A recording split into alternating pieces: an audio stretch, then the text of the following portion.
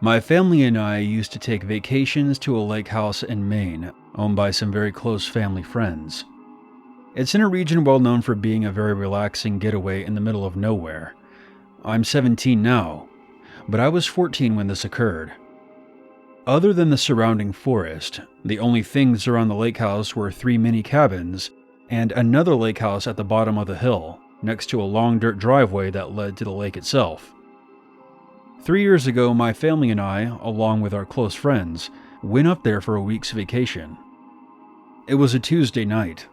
My dad and I decided to take a stroll through the woods. I grabbed a pair of flashlights and we went outside and made our way to the trees. The first thing I noticed were the footprints in the mud between the lake house and the cabins. They resembled human footprints. The only difference was the elongated toenails. They appeared to come up from the hill on the right side and back into the woods. Curiosity got the best of both of us, and we followed the footprints. After a while of walking, we saw something standing about 20 yards away from the path. My dad shined his flashlight directly at it, and we saw an emaciated body covered in gray skin as a pair of bright yellow eyes stared back at us. It had a skeletal nose and a mouth of razor-sharp teeth. I have never run so fast in my life, which is saying something because I'm a football player back home, and I've never gone that fast in a game. My dad is in his 50s and overweight and has terrible hips, and he ran almost as fast as I did, all the way back to the lake house. Luckily, whatever that thing was didn't chase us. Since we were on vacation, we figured, fuck it. Let's not let whatever that thing is ruin our trip. That proved to be a huge mistake. The following evening, one of the dogs, a black lab named Benji, ran off like he usually did. Most days, he would run around for 20 to 30 minutes before coming back. This time, however, he never came back. After 2 hours, we all started looking. My dad and I did a really great job forgetting about the strange creature we had seen the night before. You would think that would be the first thing that came to mind as soon as the dog went missing, but it was almost as if our memories were somehow being suppressed. The recollection eventually came back to us, and even though we knew we sounded nuts, we talked to my dad's friend, Mook, who is Benji's owner. We told him about what we saw, and to our shock, he actually believed us. He said that he saw some strange footprints in the woods the day before, and told us about hearing something moving outside his window at night, ever since we arrived here, and that's why he was so worried. Unfortunately, the Wednesday night search came up empty. Thursday came, and we called the police in a last-ditch effort to find Benji. The police car came down the long dirt driveway around noon, and 2 policemen got out. They said they would look around the area, and disappeared into the forest. We didn't see or hear from them until around 10 p.m., and at this point, everyone at the lake was on edge, effectively killing the vibe of the vacation.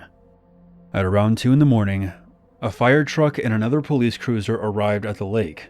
It turns out, deep in the woods, they found a hole in the ground. Inside were the skeletal remains of Benji. We spent the rest of that night trying to comfort Mook, his wife, and 3 kids. But nothing we did could ease the pain of them losing Benji. We decided that night to call off the vacation. When the sun came up the next day, I went outside after having some breakfast to get some fresh air before we started loading up the cars. What I saw in the parking lot still makes me nauseous whenever I think about it. The first thing I saw was the vultures as they were picking at something in the middle of the parking area. I approached what I thought was a dead animal carcass at first. It was only until I saw the hollowed out sockets of a human skull that I realized it was a pair of human bodies laying side by side. Their skin was gone, leaving nothing but red. I'm sorry, but I can't bring myself to share any more than that. I'll save you the details of what happened after that. Let's just say it definitely sped up the leaving process. It's been 3 years since that vacation from hell. Our family and friends have made almost a full mental recovery from that incident, but we still don't like talking about it. Obviously, we found a new vacation spot. Too many bad memories to ever go back to that lake house. The incident brought our families closer together, but trust me, we will never forget the horror of that day and the strange creature we encountered. If you ever find yourself in the state of Maine and you rent a lake house in the middle of nowhere, make sure you bring a fucking gun.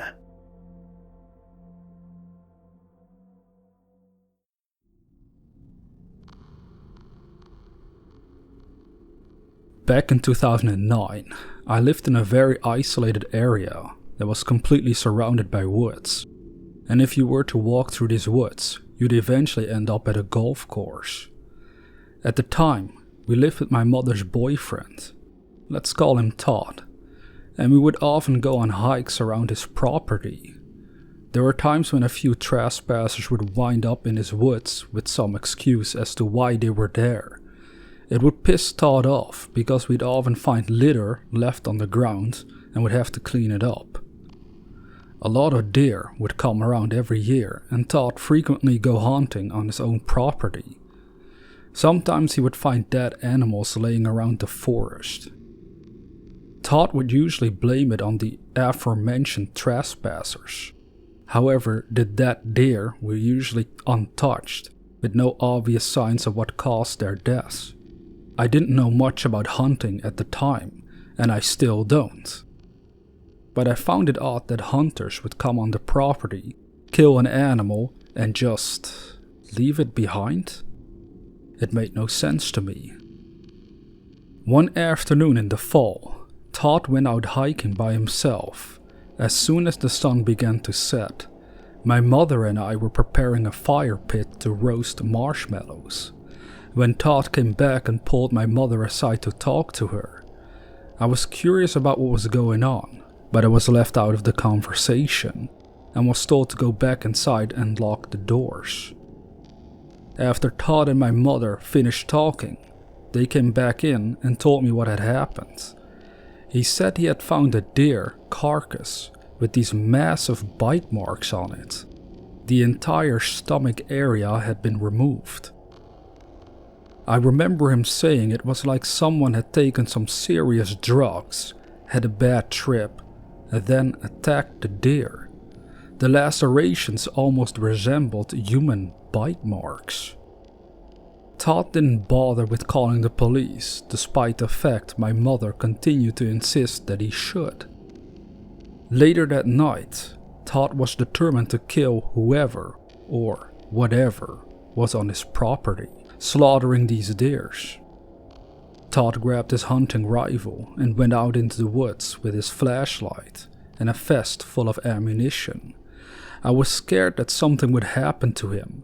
He was the closest thing I had to a father, so I spent the night looking out of the window, trying to see if I could spot him.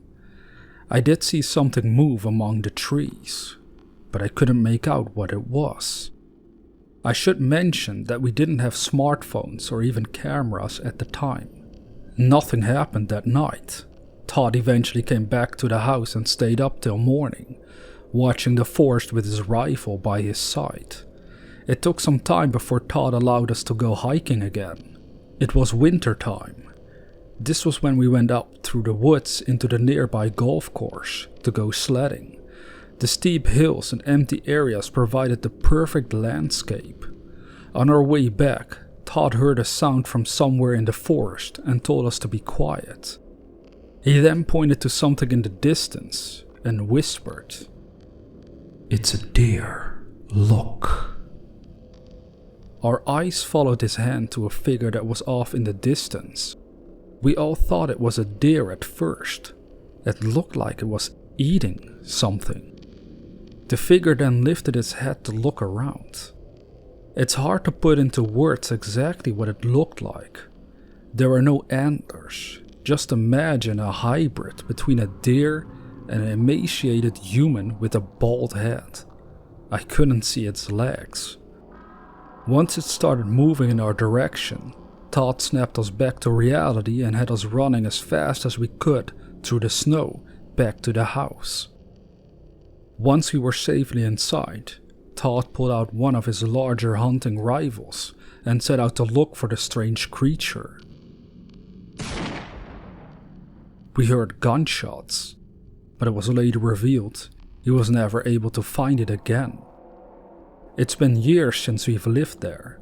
I recently asked my mother about it a few months back for clarity. The whole experience felt more like a weird dream than a memory that has haunted me for years. She said it could have been a deer afflicted with some kind of disease. This explanation does not sit right with me. What kind of disease makes a deer look like a deformed humanoid? To this day, I still think whatever it was had been responsible for all the dead deer found in Todd's compound. I can't say for certain if it was paranormal or some kind of undocumented carnivore residing in those woods, but something tells me the answer may be too terrifying to fathom.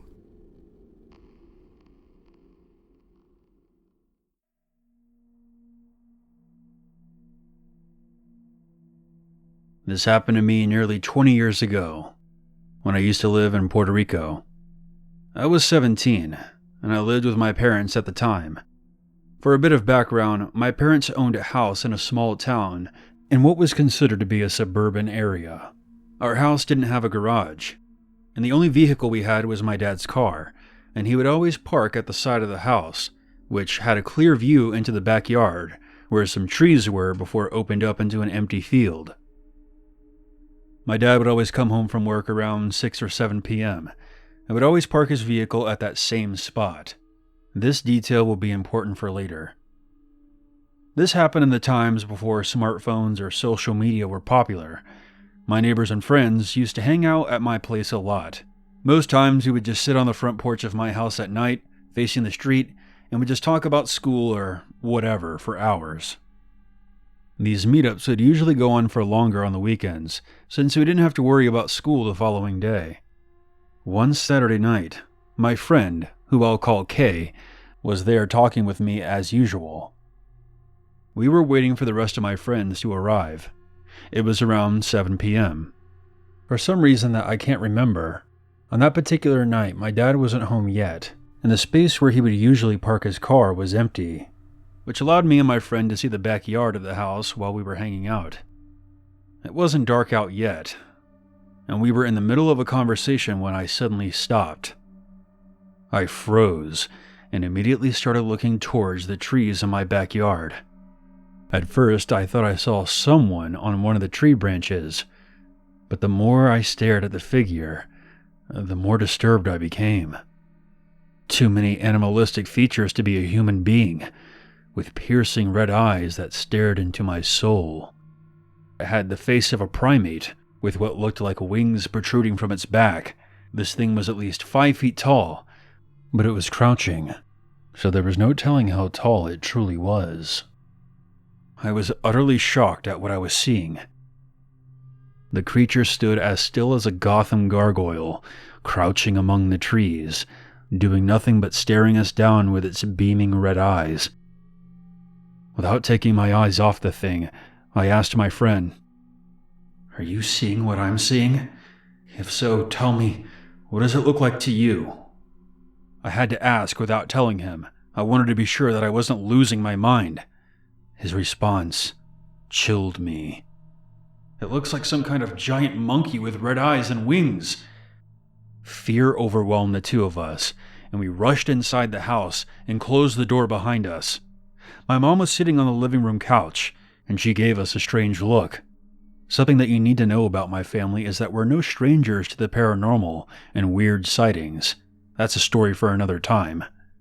This was definitely something different than anything I've ever experienced. I told my mom about the strange figure I saw crouching in the trees, and the horrified look on Kay's face was all she needed to see to believe us. None of us dared to go outside to investigate. After that, we never saw that thing again. Thank God. To this day, I still have no idea what that thing was, what it wanted, or why it was there. I don't think that this thing was the legendary chupacabra, since its physical features do not match the stories at all. I love Puerto Rico, but this is the reason that I'm glad I no longer live there.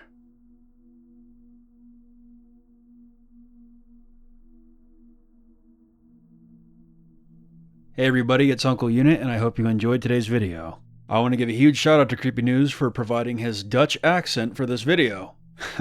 A link to his channel will be in the description and at the outro card. And if you're interested, me and him teamed up on an Ed Gein video on his channel, which I'll also link. And don't forget guys, if you have an experience, please type it up and send it to the email that you see on screen now. I hope you have a great weekend, and as always, never forget, there's always a